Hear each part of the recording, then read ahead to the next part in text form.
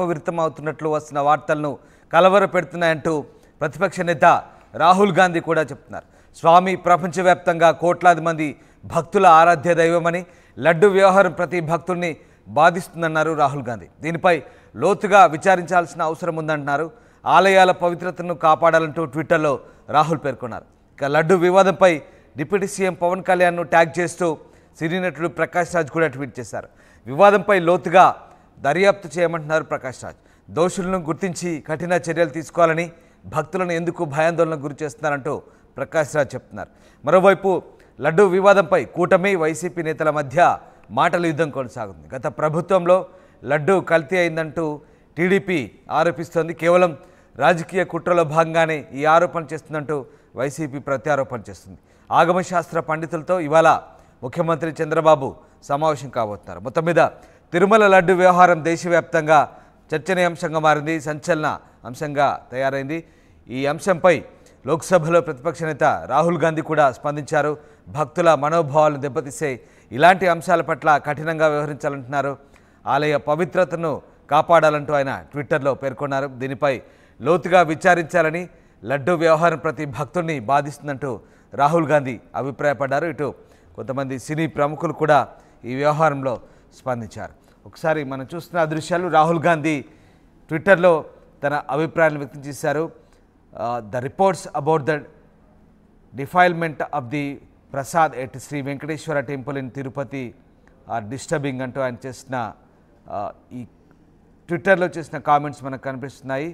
So Lord Balaji is a revered deity for millions of devotees in India across the world. This issue will hurt every devotee and needs to be thoroughly looked into అంటూ ఆయన చేసిన comments మనం చూడొచ్చు. Yes, authorities across India have to prove this అంటున్నాడు ఆయన. Right. And Prakash Raj ఇక్కడ Pawan Kalyan coat చేస్తూ చేసిన కామెంట్స్ కూడా ఉన్నాయి.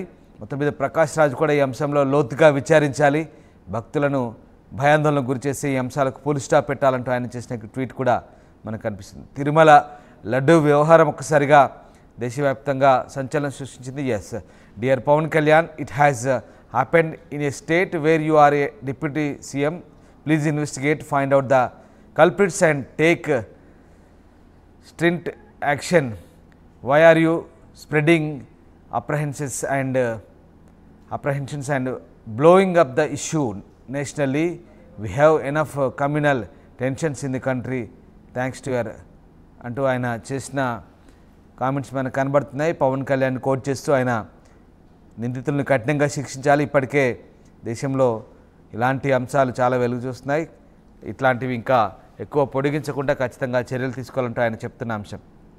సో అటు సినీ రాజకీయ ప్రముఖులంతా కూడా తిరుమల లడ్డు వ్యవహారంపై తీవ్రంగా స్పందిస్తున్నారు. ఇప్పుడు ఇదే అంశం దేశవ్యాప్తంగా చర్చనీయాంశంగా మారింది.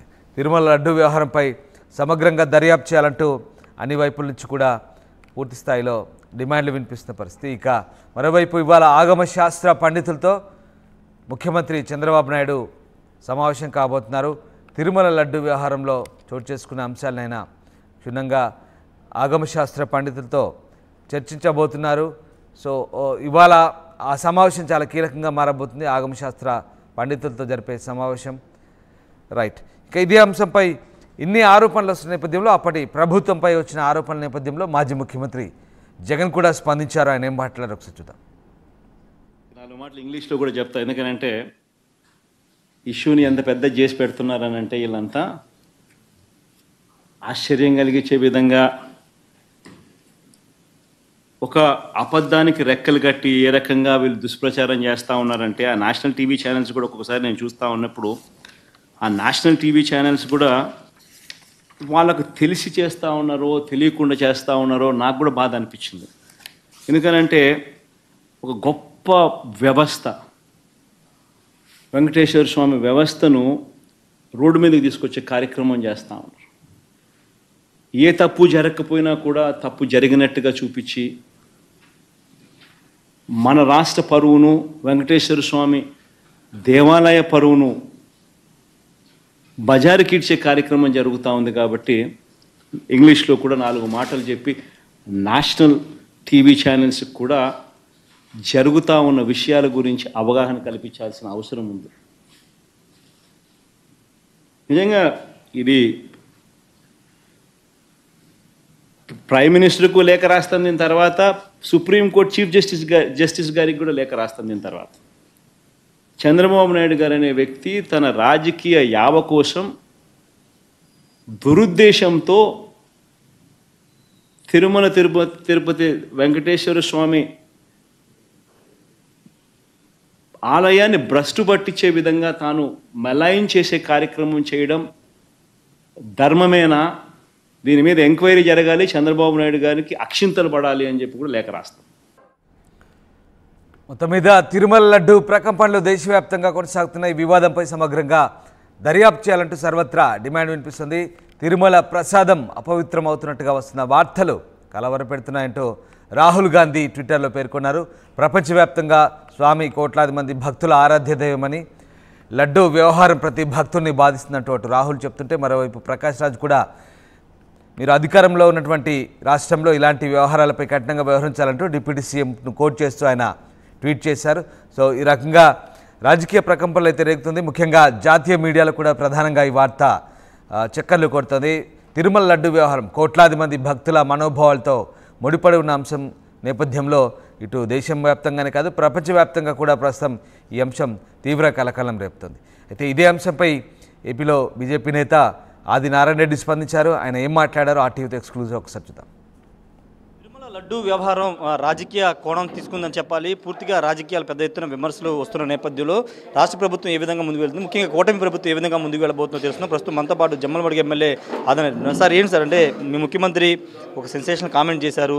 ఇప్పుడు కౌంటర్గా వైసీపీ హైకోర్టుకు వెళ్ళింది, సిట్టింగ్ జడ్జితో విచారణ జరిపించాలని చెప్తుంది. మరి కాసేపట్లో జగన్ కూడా ప్రెస్ మీట్ పెడుతున్నారు. ఏం చెప్తారు? అసలు జగన్ ఏ తప్పును ఒప్పుకోడు. తప్పులు ఎన్నువారు తమ తప్పులు ఎరగారు. జగన్మోహన్ రెడ్డి ఏ పని చేసినా దరిద్రమే. అందులో ఇది అత్యంత ఘోరమైన నీచమైన కార్యక్రమం. వాళ్ళను సెలెక్ట్ చేయడమే తప్పు. భూమన కరుణాకర్ రెడ్డి వాళ్ళ రిలేటివ్, వైవి సుబ్బారెడ్డి వాళ్ళ రిలేటివ్, ధర్మారెడ్డికి ఎలిజిబిలిటీ లేకుండా తీసుకోవడమే మరొక తప్పు. అతనికి తన కొడుకు చనిపోయినా కనీసం సెంటిమెంట్ కూడా లేదు. ఎన్ని కావాలంటే అన్ని తప్పులు. ఇది వాళ్ళకు కామన్ అయింది తప్పులు చేయడం. అందులో ఇది ఒక చిన్న తప్పుగా భావించారు. ఈ దరిద్రం పట్టింది.